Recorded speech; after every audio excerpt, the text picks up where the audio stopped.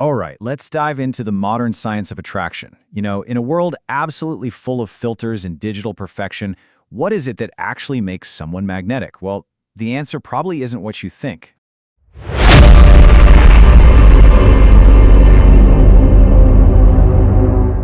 Let's just start with the really provocative question.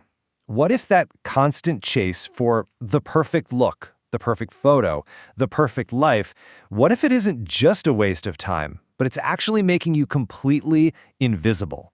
And you know exactly what I'm talking about, right? Every single time you scroll, you see it. Celebrities caking on makeup to hide bad skin, using wigs to cover up hair loss, or getting cosmetic surgery to chase some impossible ideal. We are literally swimming in this sea of fake perfection. And this all leads to a really fascinating idea called the perfection paradox. See, when everybody starts chasing the exact same perfect look, it becomes so common, so engineered, that it just loses all its power. You're not standing out anymore. You're just blending in, becoming background noise. So that brings us to our first major insight. It's time to completely flip the script on this. We're going to explore why your so-called flaws are actually your greatest superpower when it comes to attraction.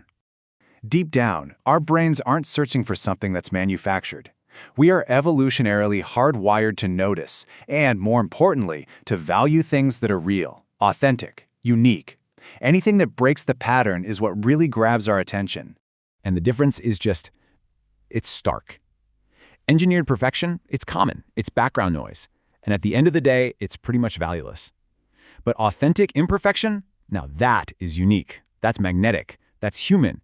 And being human is what we truly connect with. Okay, so what's the winning play here? The sources are pretty clear. Stop obsessing over all the external fixes. The real work, the important work, is internal. You got to shift your energy towards your health, which is this powerful, unspoken signal of value, and towards your personality. That's the game that builds real, lasting connection. Now let's build on that idea. Next up, we're going to uncover a secret weapon that, honestly, most people are just too afraid to use. And that is the counterintuitive power of having high standards. Let's be real for a second. This is a hard truth. The sources point out that low self-esteem is this huge driver that pushes people to accept toxic friends or partners, all because they are terrified of being alone. They'll literally take anyone just to fill that void. So you've basically got two paths in front of you. The easy path is to just accept anyone who comes along, but that just signals low value and keeps you stuck in that toxic cycle. Or there's the hard path. That requires you to actually build yourself up first and then set high standards. Yeah, it might feel a little lonelier at first, but the payoff is huge. You're seen as high value and you start attracting a totally different caliber of people. And it really all boils down to this. When you have enough self-respect to say no to what isn't right for you, you're not just protecting your energy. You are fundamentally increasing your own desirability. You become the prize. All right, let's talk about confidence, because genuine confidence is incredibly attractive, right? But it has this cheap imitation that fools a lot of people, and it is so crucial to know the difference between the two. So first, let's get clear on what confidence is not. It is not rudeness. Rudeness is just a mask. It's a shallow performance that people with low self-esteem use to try and project power, when deep down they feel like they have none. It's totally hollow. So what does the real deal look like? Well, it's something you can actually see and feel. It's open body language that isn't afraid to take up space. It's sharing your thoughts clearly instead of hiding them. It's taking courageous action. And it's sending out these nonverbal cues that actually invite people in, instead of pushing them away. The bottom line is pretty simple. Authentic confidence has nothing to do with being the loudest person in the room. It's about being the most real person in the room. It's that quiet strength that just radiates from within. Okay, so for our final piece of this puzzle, we're going to look at what might just be the single most underrated skill in the entire game of attraction, and that is becoming a great storyteller.